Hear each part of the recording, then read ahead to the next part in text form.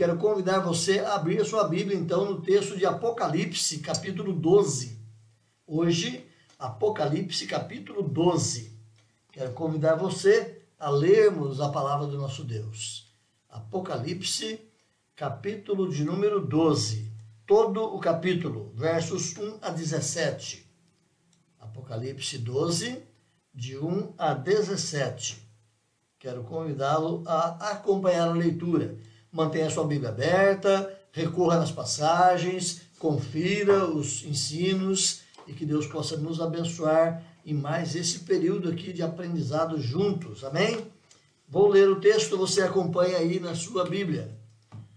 Viu-se grande sinal no céu, a saber, uma mulher vestida do sol com a lua debaixo dos pés e uma coroa de 12 estrelas na cabeça, que, achando-se grávida, grita com as dores do parto, sofrendo tormentos para dar à luz.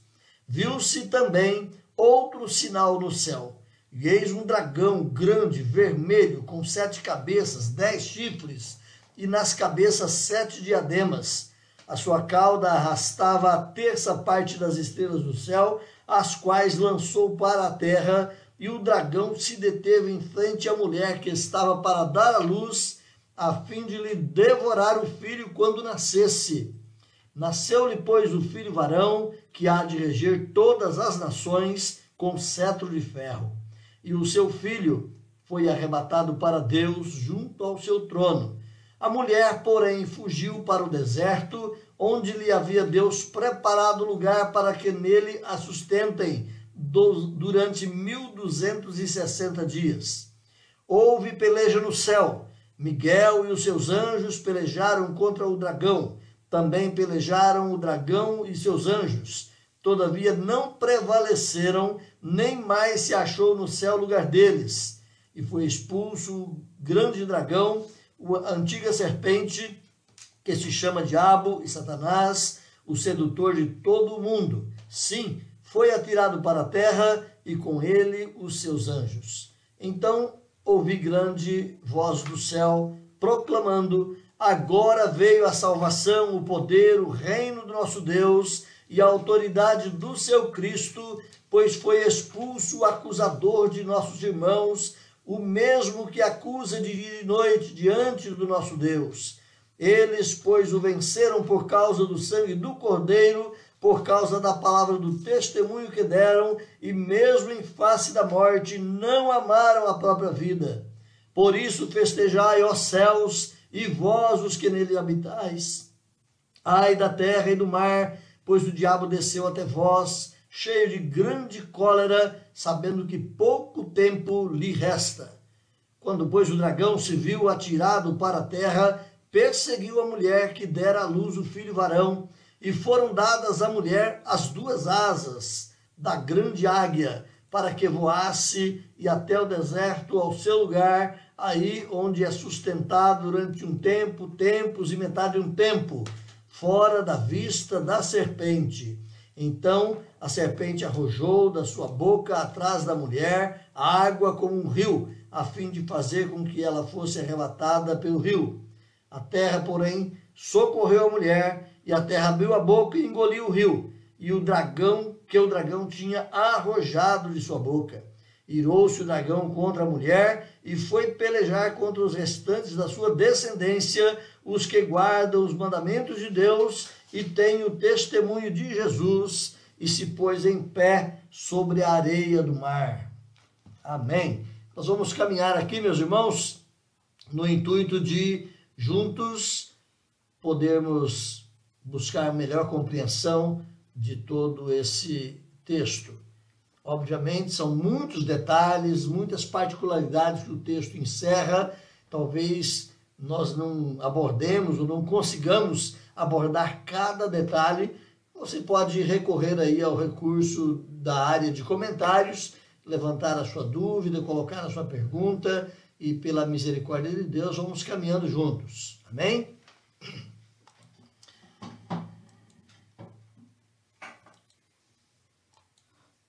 Ok. Coloquei aqui como introdução que o reverendo Hernandes é um dos comentaristas que eu tenho acompanhado bastante. É o reverendo Hernandes, reverendo Howard Hendricks, ou William Hendrickson, e também o Simon Kistemaker. São os três que eu tenho mais andado juntos aqui. O reverendo Hernandes aponta em seu comentário de Apocalipse que esse livro tem duas grandes divisões. E quando você lê Apocalipse, você de fato percebe essas divisões. A primeira delas, Apocalipse de 1 a 11, fala da cruel oposição do mundo contra a igreja e os juízos de Deus aos ímpios em resposta às orações dos santos. Então você pode perceber lá desde o capítulo 1 até o 11, você vê a igreja orando, a igreja sendo perseguida, o mundo em oposição, pessoas através de suas heresias, seus erros doutrinários, como tem lá nas cartas. Depois você vê a abertura dos selos, o mundo contra a igreja e a igreja lutando ali contra o mundo. E Deus operando, mandando os seus juízes, os selos sendo abertos, as trombetas sendo tocadas. É Deus agindo na defesa do seu povo, ouvindo as orações da sua igreja. Então nós compartilhamos isso até o capítulo 11, encerramos na semana passada. Lembramos que Apocalipse é um livro dramático, então tem muitas nuances importantes para você ir percebendo aí. A segunda divisão está do capítulo 12 ao capítulo 22, e ela mostra a terrível e cruel perseguição onde o quarteto do mal ataca a igreja. Então você pode perceber aí, vamos ver logo à frente aqui quem é esse quarteto do mal, e ele ataca a igreja, e Deus também é quem defende a igreja desse ataque. Quem é o quarteto do mal? Você tem aí Satanás, o próprio maligno. Ele diretamente ataca e atinge a igreja muitas e muitas vezes. O segundo elemento é chamado de anticristo. Por enquanto é uma figura desconhecida, uma figura ainda não reconhecida na sua plenitude, na sua totalidade, está para surgir a qualquer momento na história, e a igreja sabe disso. A terceira figura que você tem é o falso profeta, e nós vamos compartilhar mais à frente o que é ou quem é esse falso profeta, aquele que está vestindo aí a pele de ovelha, mas é um tremendo de um lobo. E você tem também a grande Babilônia. Então nós vamos ver depois, no caminhar desses próximos capítulos, essas quatro figuras de uma forma muito mais intensa, muito mais de perto. Não se preocupe se você ainda não percebeu, não descobriu cada uma delas, nós vamos caminhando juntos. O que nós sabemos, meus irmãos, é que no desfecho final dessa guerra, desse combate, dessas quatro figuras terríveis que combatem contra Deus e contra a igreja, nós podemos ver a vitória retumbante de Cristo e a sua igreja sobre esses inimigos. No final da história, quem vence é o Cordeiro. Alguém já brincou, né, sobre um spoiler? Spoiler é quando você conta o final de um filme antes que ele é passado. E as pessoas ficam, porque você contou e tal, né? Então, nós já sabemos o spoiler da história, como termina a história. Isso é maravilhoso, porque o povo de Deus se gloria e se alegra, porque a história vai terminar com a vitória maravilhosa de Jesus. Primeira coisa que nós queremos resguardar, então, meus irmãos, aqui é olhando mais uma vez para a estrutura de Apocalipse, para que a gente não se perca. Apocalipse, como eu disse, é um livro dramático, é como se fosse uma peça teatral, e às vezes nós nos perdemos. Onde nós estamos, que parte está acontecendo, ou por que eu não consigo compreender Apocalipse? Então preste atenção nessas divisões. Na primeira divisão nós vimos, aliás, 3 sessões. Eu já falei com a igreja em outros momentos, Apocalipse é uma peça teatral dividido em 7 sessões.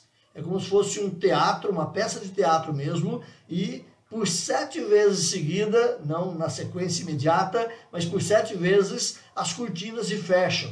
E abrem mais uma vez e começa uma nova cena. Mais um tempo à frente, fecha-se aquele ato, abre-se outra vez, começa-se outra cena. Então, por 7 vezes acontecem essas modificações no cenário de Apocalipse. Na primeira divisão, que vai do capítulo 1 até o capítulo 11, como já explicamos, nós tivemos ali 3 sessões dessas 7.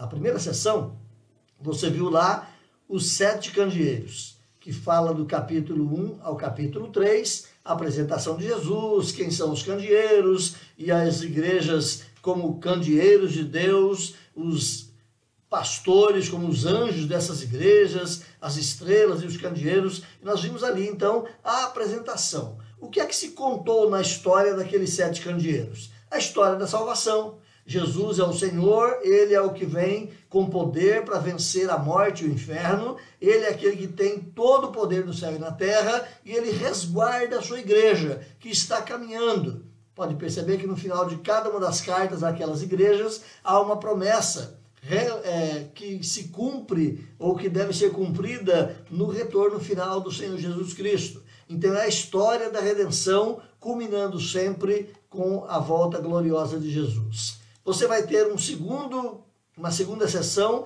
que acontece lá com os 7 selos, do capítulo 4 ao capítulo 7, quando se procura, apresenta-se ali Deus Todo-Poderoso no trono, procura-se quem poderia abrir o livro com os 7 selos, aparece o Cordeiro, aquele que foi morto, ele abre os selos, e a cada selo que é aberto, você tem também ali a história da redenção, os juízos de Deus, e culminando lá no capítulo 7, com o retorno de Jesus Cristo.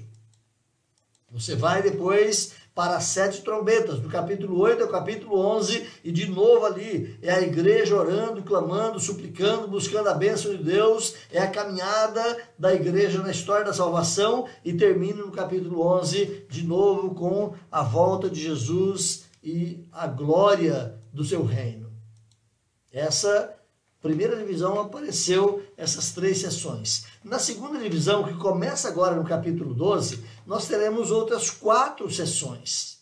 Você pode perceber daqui para frente, você vai ter o quarteto do mal, do capítulo 12 ao 14. Você já viu ali atrás quem era o quarteto do mal. Você vai ter depois as 7 taças da ira de Deus sendo derramadas no capítulo 15 e 16. Você vai ter na sequência a vitória de Cristo sobre a grande Babilônia, o anticristo e o falso profeta, no capítulo 17 a 19. Você vai ter depois a vitória final de Cristo sobre o diabo, os ímpios, a morte e os novos céus e nova terra sendo apresentados, e praticamente se encerra assim o livro de Apocalipse. Então essa é a estrutura do livro. Ele é dividido em 2 grandes sessões, e cada uma dessas sessões você tem, na primeira, 3 sessões menores, na segunda, 4 sessões que completam então o drama do Apocalipse.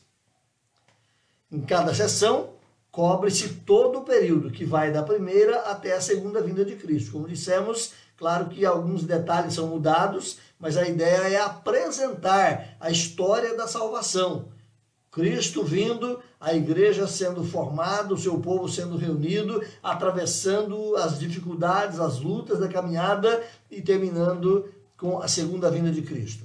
Cada uma das sessões, praticamente, ela faz esse trajeto. É como eu disse na semana passada, é como um belíssimo diamante com 7 lados. Cada lado tem a sua beleza, mas cada lado conta a mesma história. A história da salvação. E cada lado contando por um viés um pouquinho diferente. Viu-se a cena do juízo final no prelúdio do 7º selo e no prelúdio das 7 trombetas. Se você se lembra disso, entre o 7º selo, o 6º selo e o 7º, houve-se ali um prelúdio. E logo depois, então, o juízo final. Depois também, entre a 6ª e a 7ª trombeta, um outro prelúdio, e logo após a cena do juízo final. Agora, em Apocalipse 12, volta-se ao início da história na primeira vinda de Cristo. Então, Apocalipse 12 começa de novo contando a vinda do Messias. Ok? Vamos caminhando aqui. Apocalipse 12 revela-nos então 3 cenas fortes. A primeira cena, a luta do dragão contra o Messias e Deus. Está aí no versículo 1 a 6. Você tem a segunda cena, a luta do dragão contra Miguel. Você tem isso lá no capítulo 12, versos 7 a 12. E você tem a terceira cena, a luta do dragão contra a mulher. Está aí também do versículo 13 ao 18. Em todas as três lutas, o diabo sai derrotado. Em todas as três lutas, o dragão perde. Em todas as três lutas, Deus e o seu reino é vencedor. Então essa é a estrutura que você tem aqui no Apocalipse 12, objeto então da nossa reflexão nesta noite. Vamos olhar a descrição da mulher perseguida. Quem era essa mulher? Primeiro, essa mulher é um símbolo da igreja. Então nunca perca isso de vista, a história dessa mulher é símbolo da igreja. Olha só o primeiro versículo do capítulo 12, viu-se um grande sinal no céu, a saber, uma mulher vestida do sol com a lua debaixo dos seus pés e uma coroa de 12 estrelas na cabeça. Ela estava grávida, gritando com as dores de parto, sofrendo tormentos. Essa é a igreja. E por que ela tem vestimenta do sol? Por que ela está sobre a lua? Ela está grávida de quem? Quais são as suas dores? O que acontece com essa mulher? O que acontece com a igreja? Então, vamos caminhando aqui. Deixe-me voltar aqui que eu perdi o meu controle aqui. Essa mulher, então, é símbolo da igreja. Tem aí um desenho dela sobre a lua. A ICR, ou a Igreja Católica Romana, ela entende que Maria é essa mulher. Então, se você for olhar na maioria das interpretações da Igreja Católica Romana, olhando para Apocalipse, eles vão dizer que Maria é essa mulher, que estava grávida de Jesus Cristo, ela é oprimida e vai se caminhar por essa direção. Os dispensacionalistas, são nossos irmãos, os pentecostais, uma boa parte deles, creem que essa mulher seja um símbolo da nação de Israel. Então, mais uma outra forma de olhar aí essa mulher. A igreja simbolizada nessa mulher é a interpretação mais coerente. Nós, como reformados, seguindo a interpretação histórico-gramatical da Escritura, nós cremos que essa mulher é a igreja. Então, nós vamos caminhar um pouquinho aqui para você perceber um pouquinho mais sobre essa mulher. Outra realidade que temos sobre essa mulher é que essa mulher ela é exaltada. Essa mulher está vestida do sol, da beleza, da glória. Né? Então você tem a exaltação dessa mulher. Olha o versículo 10, lá no capítulo 12, versículo 10.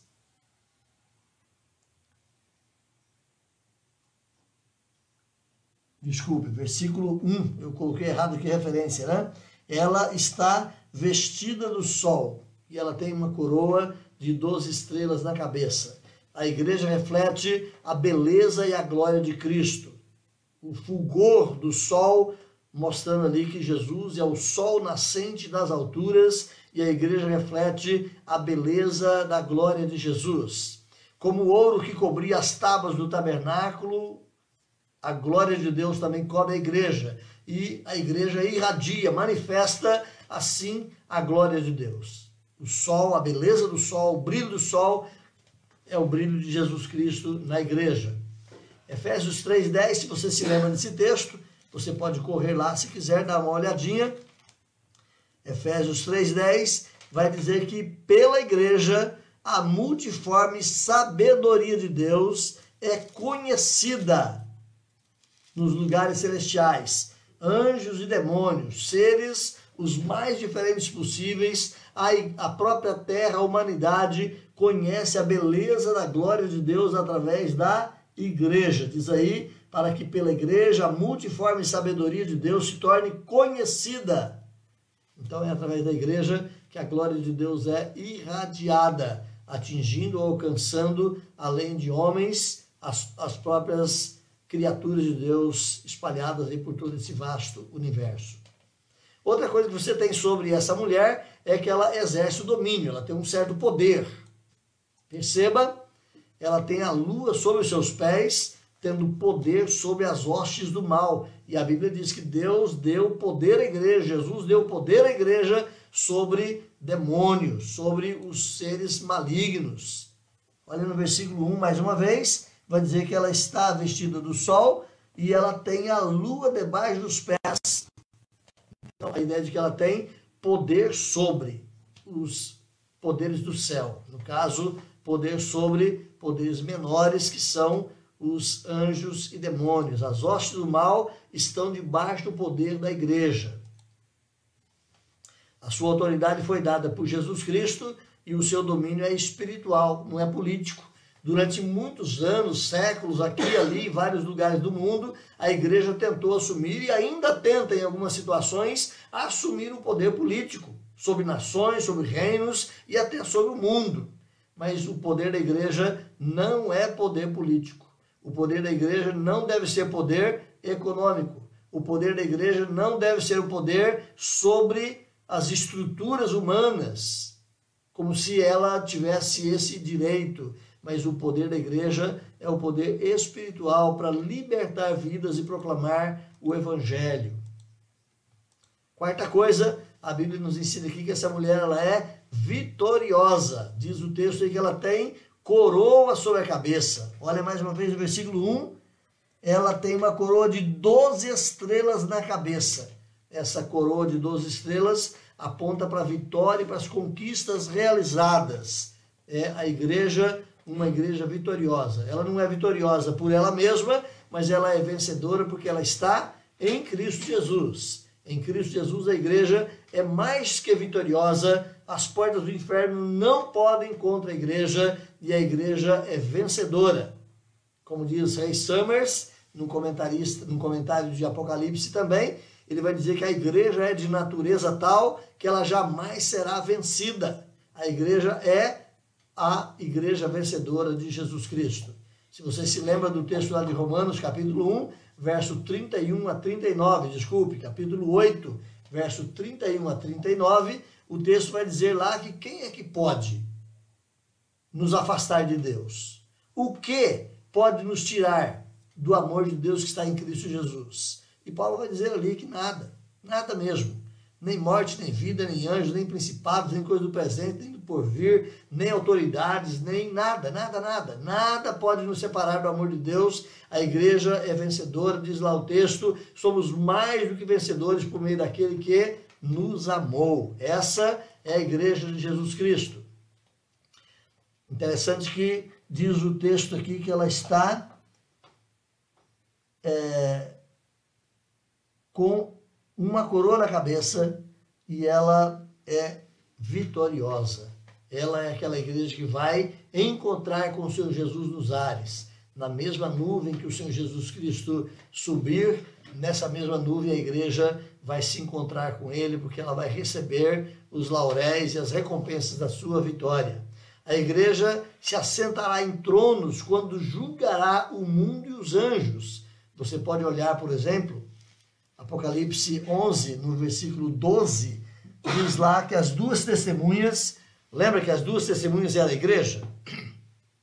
As duas testemunhas é a figura da própria igreja, e as duas testemunhas ouviram uma grande voz vinda do céu, dizendo, subi para aqui, e subiram ao céu numa nuvem, e os seus inimigos apenas contemplaram.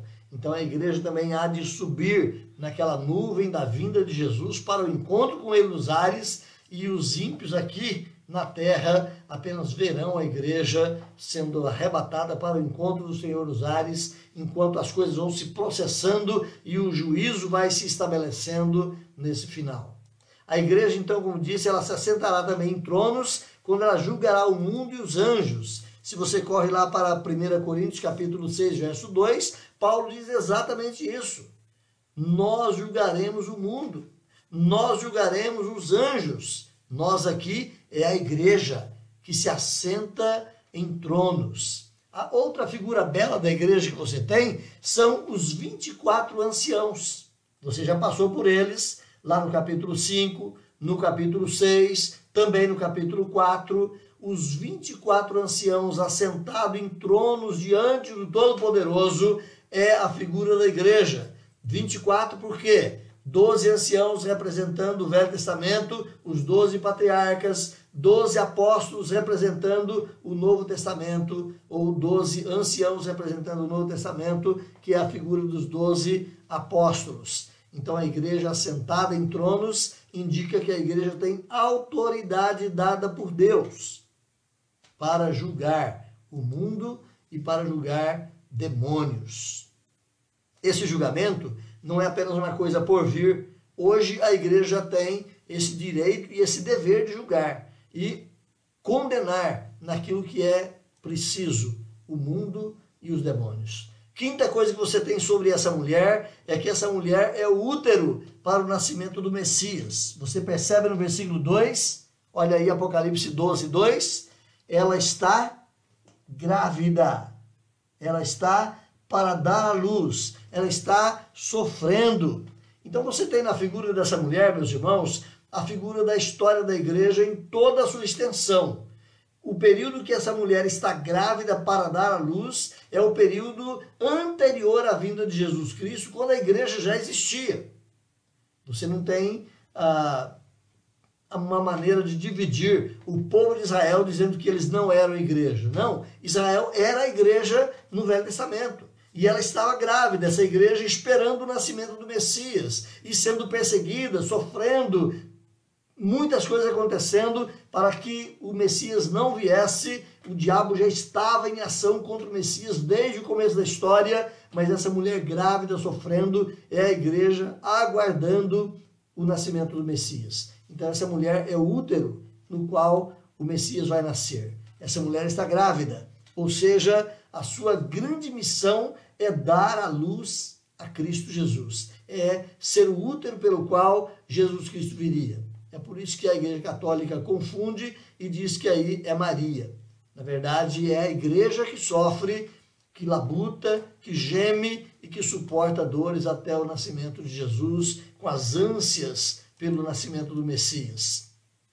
Versículo 2 diz aí, ela estava grávida, ela grita com as dores de parto, ela sofre tormentos para dar à luz. Muitas forças hostis do dragão tentaram frustrar esse plano e destruir essa criança. Você percebe na história tentativas para destruir o povo de Israel?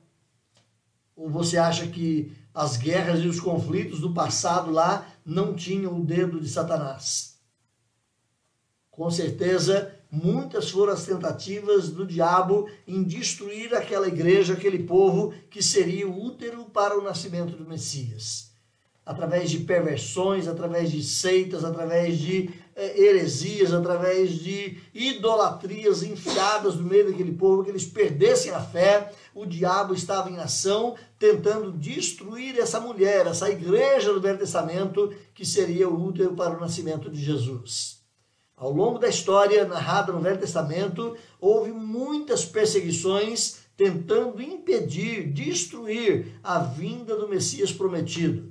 Gálatas 4:4, se você se lembra, Paulo vai dizer lá em Gálatas 4:4 que na plenitude do tempo Deus enviou o seu Filho. Apesar das tentativas de capturar e de matar essa mulher, que era a igreja do Velho Testamento, Deus estava cuidando dela. Deus estava protegendo a fé dos judeus. Deus estava guardando todo o conhecimento já revelado e a fé na vida de muitos e a esperança na vinda do Messias. Deus estava cuidando dessa mulher para que o diabo não a destruísse. Deus protegeu o seu povo e, como diz Paulo, na plenitude do tempo, no momento exato, Cristo Jesus nasceu. Então é o que você tem descrevendo aqui essa mulher. Outra característica dela é que, como já dissemos, ela é protegida por Deus. O diabo ia tentar tudo para destruir o povo judeu. Ia tentar tudo para destruir a fé que Deus plantara naquele povo. Mas Deus é que protegia. Essa mulher, então, é protegida por Deus da fúria do dragão, que desde o começo da história tenta destruir o povo de Deus. Mas ele não consegue. Olha mais uma vez aí agora o versículo 6. Olha o versículo 6. A mulher, porém, fugiu para o deserto, onde lhe havia Deus preparado lugar para que nele a sustentem durante 1260 dias. O diabo vai continuar perseguindo essa mulher depois do nascimento de Jesus. Se você ler o versículo de número 5, nasceu, pois, o filho varão. Deu na plenitude do tempo, Cristo nasceu, em pouco tempo de vida que ele teve, diz o versículo 5, ele foi arrebatado para Deus até o seu trono. Mas a mulher permaneceu na terra, a igreja permaneceu na terra, e o diabo se arroja contra ela. A mulher, porém, é resguardada no deserto. Olha também o versículo 14, voltando um pouquinho, olha o versículo 14. O versículo 14 diz assim: e foram dadas à mulher 2 asas de águia, e ela voou até o deserto, ao seu lugar, e aí ela é sustentada durante um tempo, 2 tempos, de um tempo, tempos e metade de um tempo, fora da vista da serpente. Na verdade, o significado aqui é que são os mesmos 1260 dias que essa mulher vai ficar no deserto. Vamos falar deles um pouquinho mais à frente, ok? Então a igreja, ela é protegida, ela é sustentada por Deus no deserto. O deserto é a figura das provações. Lembra-se? Deserto com o povo de Israel era provações, deserto com Elias era provações, deserto com Jesus era provações. O deserto na Bíblia é uma figura das provações. Então a igreja, ela é protegida, mas ela é mantida no meio das provações, na sua caminhada, Deus a protege. Então o deserto não é um lugar geográfico.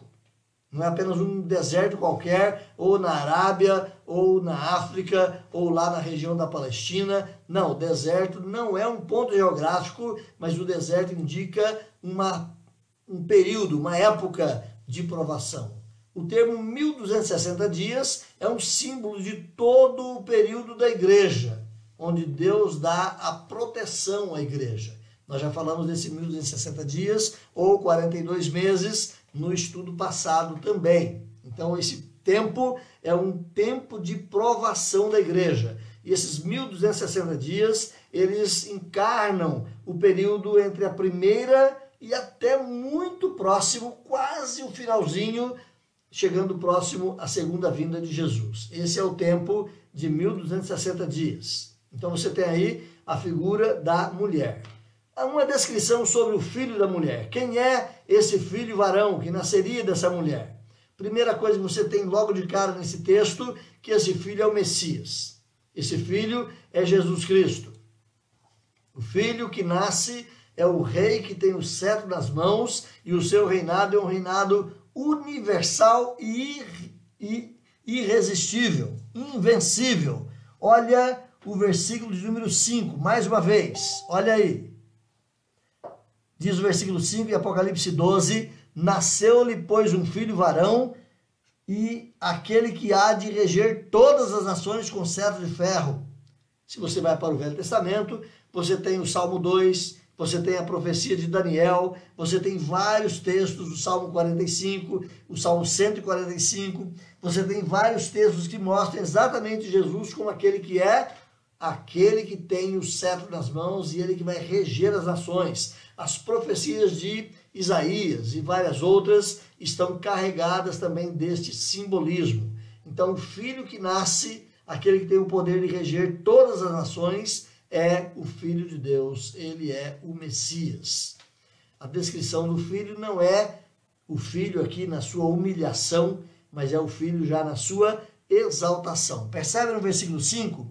Ele nasce, ele vai reger as nações, mas em pouquíssimo tempo esse filho é arrebatado até o trono. Então, o período de humilhação de Jesus é um período muito pequeno, são 33 anos, e ele é arrebatado, é levado de volta para a presença de Deus. Aqui fala então do Cristo já glorificado, regendo as ações e governando todo o reino de Deus.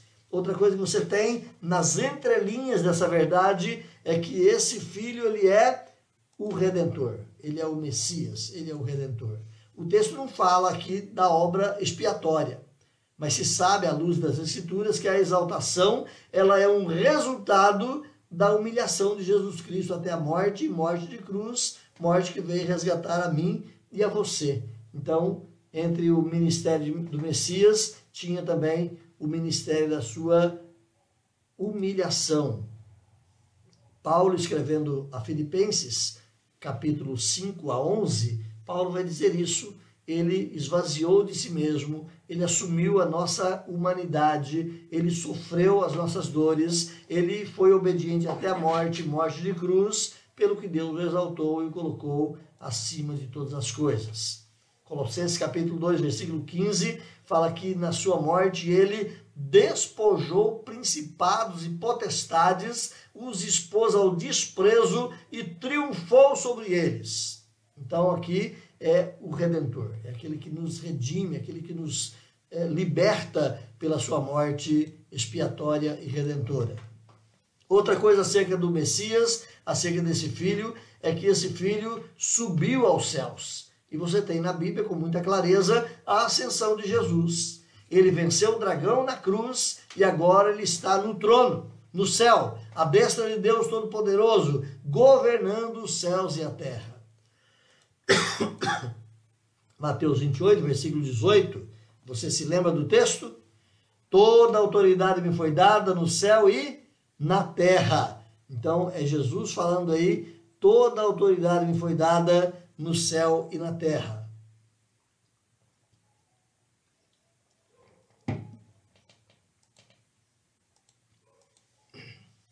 A ascensão de Cristo, meus irmãos, é a vitória judicial sobre Satanás, sobre o pecado e sobre a morte. Então, quando Cristo ele é ascendido, ele é elevado de volta aos céus, ele é entronizado novamente na posição de Senhor e governador de todo o universo.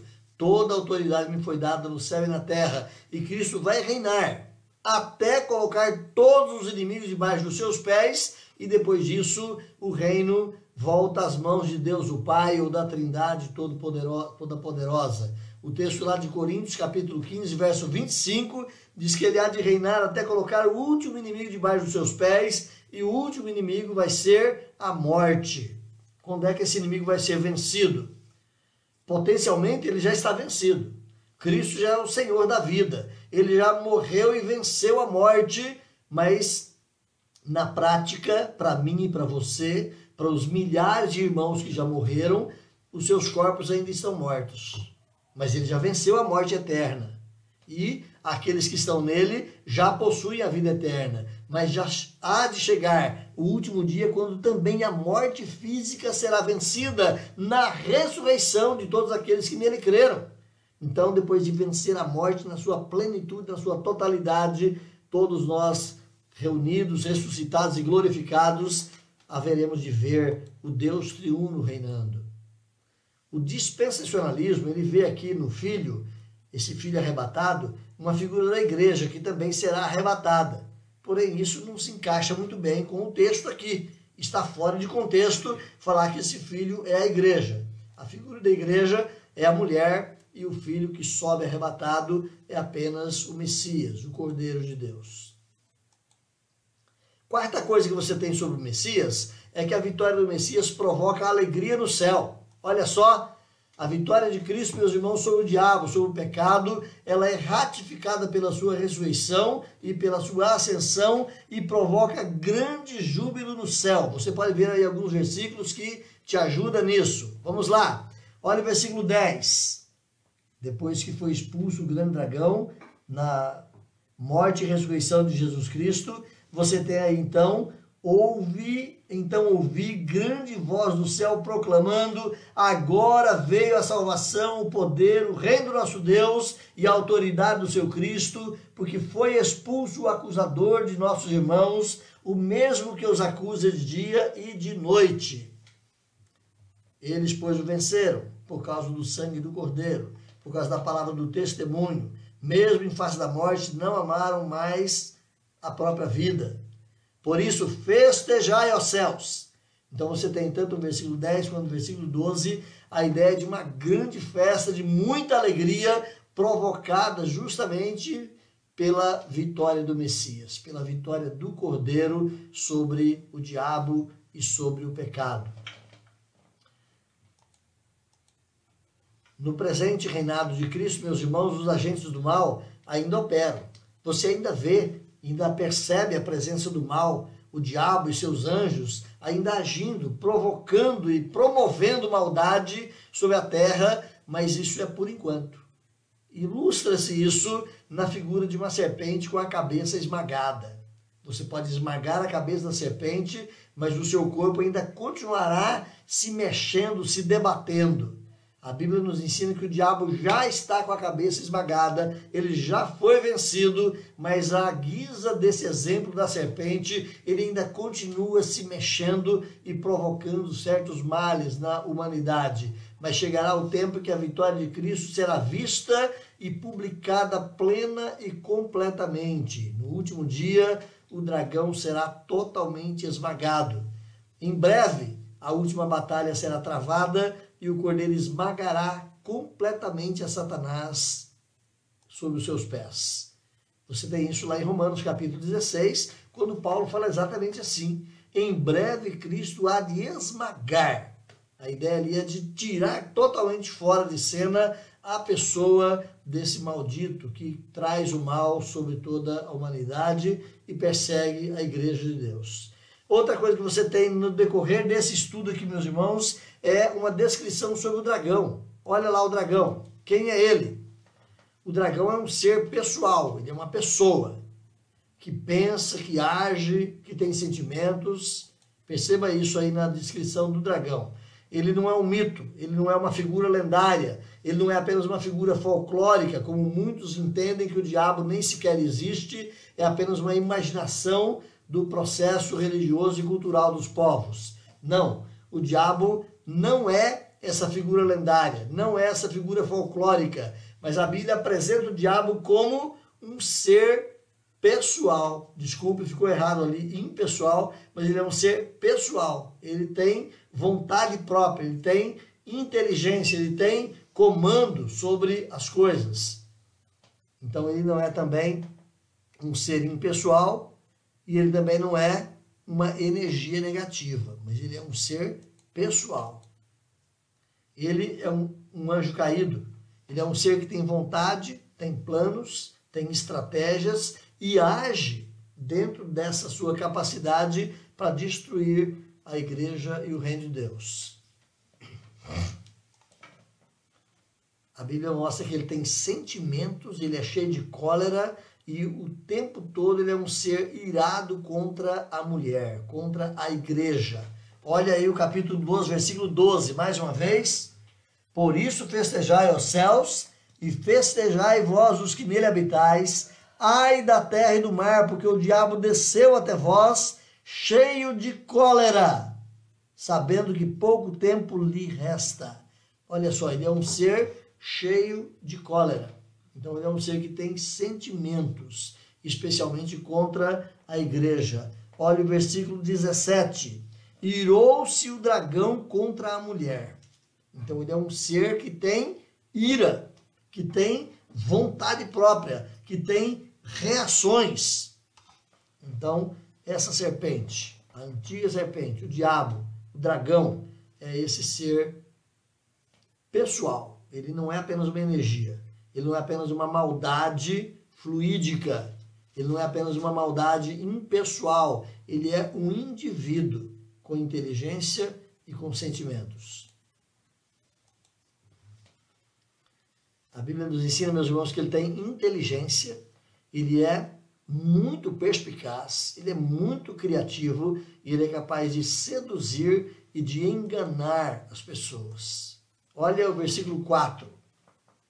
A sua cauda arrastava a terça parte das estrelas do céu, as quais lançou para a terra, e o dragão se deteve em frente à mulher que estava para dar à luz, a fim de devorar o filho quando nascesse. Olha a maldade, olha as intenções desse indivíduo.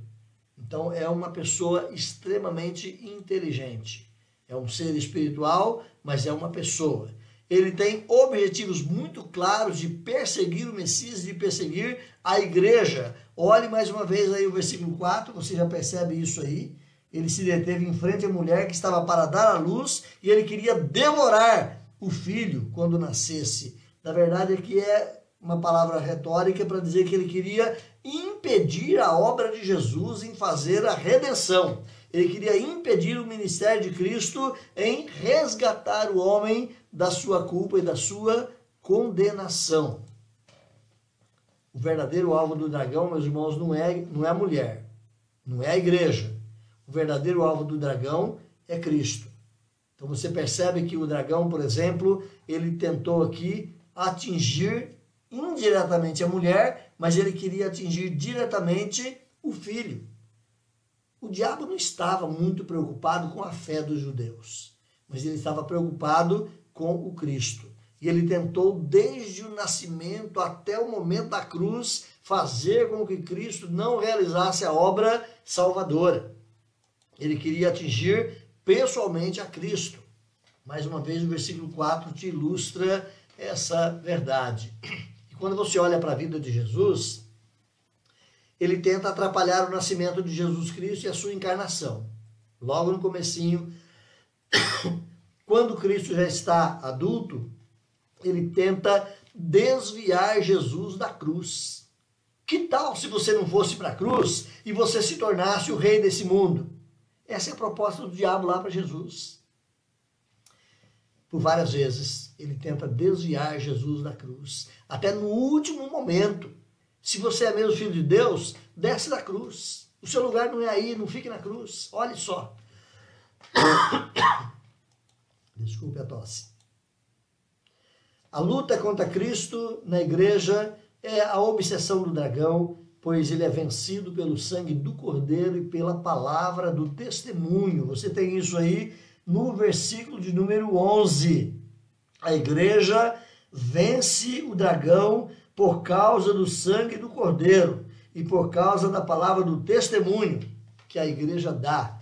Então, a vitória da igreja contra o dragão, primeiro, é baseado no sangue do Cordeiro. Segunda ferramenta, a palavra. A palavra de Deus na vida da igreja continua sendo o poder de vitória para essa igreja, para essa mulher que está sendo perseguida pelo dragão. Outra coisa que você tem sobre o dragão é que ele exerce a sua influência maligna de maneira universal. Em todos os povos, culturas, nações, em todas as épocas, esse maligno está presente no intuito de conduzir as pessoas para fora do conhecimento e do relacionamento com Deus. O fato de ele ter 7 cabeças representa que ele exerce grande poder e grande autoridade de forma universal. O 7 na Bíblia, ele tem aquele significativo de uma completude, de uma inteireza. Então, quando fala aqui que o diabo tem 7 cabeças, você pode olhar o versículo 3.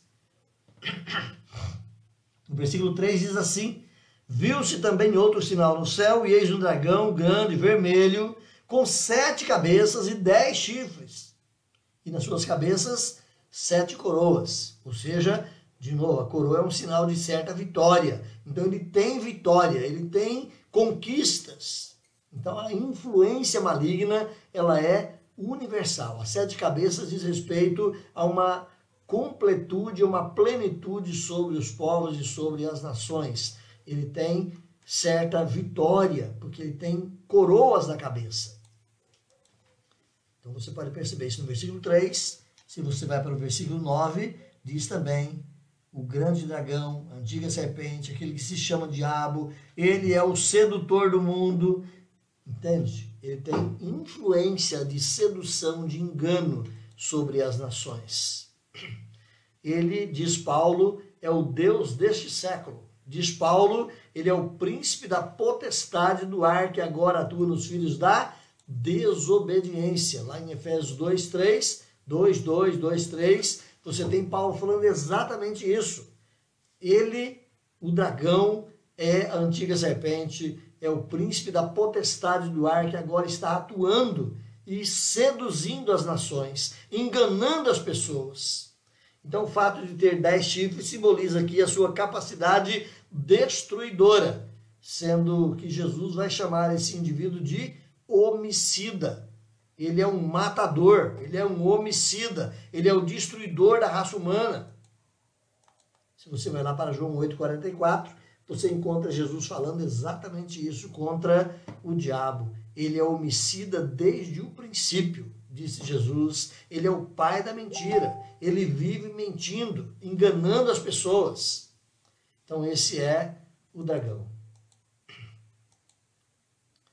O fato de ele ter 7 diademas, você pode olhar aí de novo no versículo 3, 7 diademas ou 7 coroas nas suas cabeças, isso simboliza que o seu governo é universal, tem um certo domínio universal. Por isso que a Bíblia chama ele de príncipe deste mundo ou Deus deste século.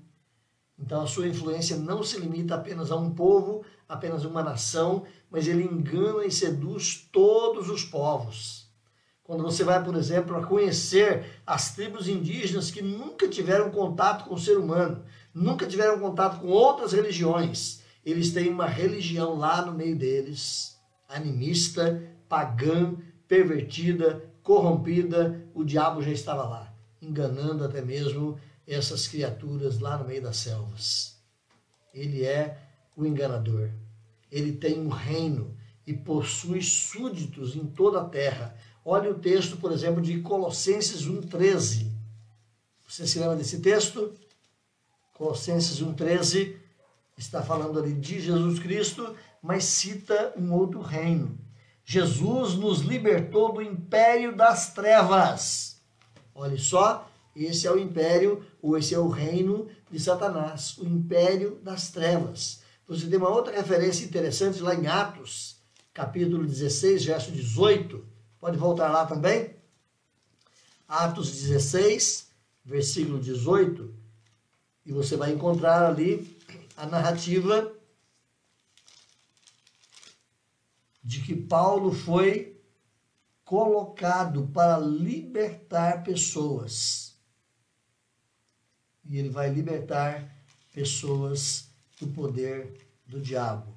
Olhe também Atos, eu marquei 16, mas eu acredito que era 26. 26, 18. Paulo foi colocado para abrir os olhos e converter pessoas das trevas para a luz e da potestade, ou seja, do governo, do domínio de Satanás para Deus. Então, só usando esse texto aqui para dizer que ele tem um potentado, ele tem um domínio, ele tem um reinado sobre esse mundo caído. Você tem uma outra referência ainda que te ajuda nisso, que é a referência de Lucas 11, verso 20. Corre lá. Lucas 11, verso 20. O texto ali também nos ajuda a perceber mais uma vez que esse maligno, ele tem um domínio sobre as pessoas e um reino estabelecido, que é o reino das trevas, é o reino deste mundo caído e enganado fora do evangelho de Jesus. Paulo vai dizer que o Deus deste século cega o entendimento dos incrédulos. Olha então, Lucas 11, 20, diz o texto aí, Jesus falando: se porém eu expulso os demônios pelo dedo de Deus, certamente é chegado o reino de Deus sobre vós. Quando o valente, bem armado, guarda a sua própria casa, ficam em segurança todos os seus bens. Sobrevindo, porém, um mais valente do que ele, vence-o e tira a armadura em que confiava e lhe divide os despojos. É Jesus falando aqui que Jesus é o mais valente, que domina esse valente e que consegue captar e conquistar os seus bens ou pessoas que estavam debaixo da sua autoridade. Então você viu nesse capítulo 12 de Apocalipse a mulher que é a igreja, perseguida e oprimida pelo diabo, mas protegida e guardada por Deus. Você viu nesse capítulo 12 a pessoa do Messias, ele é o vencedor, ele é o redentor, é aquele que regerá as nações. E você viu aqui a figura do maligno. Ele é o opositor, ele é o perseguidor, ele é o enganador das nações, aquele que tenta destruir a igreja, mas no final da história ele será destruído. Então terminamos aqui por hoje. Embora o dragão seja o grande sedutor, temido, a Bíblia diz que ele já está derrotado. Ele já é um ser perdedor. Ele já perdeu a parada, a briga e a guerra final, e ele sabe disso. Nós falamos no começo sobre spoiler. Quando você lê o Apocalipse, é um spoiler sobre a história, dizendo que quem ganhou a batalha é Jesus Cristo. E o pior de tudo isso é que o diabo sabe. Ele sabe que ele está vencido. Diz o versículo de número 12, aqui no Apocalipse 12, diz que ele sabe que pouco tempo lhe resta. E ele sabe exatamente o tamanho da sua perda. Então ele é um ser derrotado. Nós caminhamos não para um final trágico e incerto, onde a igreja está perdida no meio de um monte de coisa acontecendo. Não, nós caminhamos para um fim já deliberado e resolvido. Nós caminhamos para a consumação gloriosa de Cristo e da sua noiva, a sua igreja. A vitória já é garantida para o povo de Deus. A vitória está assegurada à mulher, ou seja, à igreja, porque o Cordeiro, aquele menino que nasceu dessa mulher, ele já venceu os poderes do dragão e ele já garante a vitória para a igreja, para o povo de Deus. Essa é uma mensagem rápida trazida para você aqui no capítulo 12. Na semana que vem, se Deus permitir, para nós, irmãos, estaremos verificando aqui no capítulo 13, versos 1 a 18, o anticristo, o agente de Satanás. Quem é essa pessoa? Vamos conhecer alguma coisa sobre ele, porque a igreja precisa saber. Em breve, quem sabe, pouco tempo à frente, anos à frente, esse indivíduo vai aparecer na história e a igreja precisa conhecê-lo para não obedecê-lo. A igreja será vitoriosa também sobre o anticristo, o agente de Satanás. Objeto, então, do estudo aí da nossa próxima reflexão. Se Deus permitir, estaremos juntos. Não falte.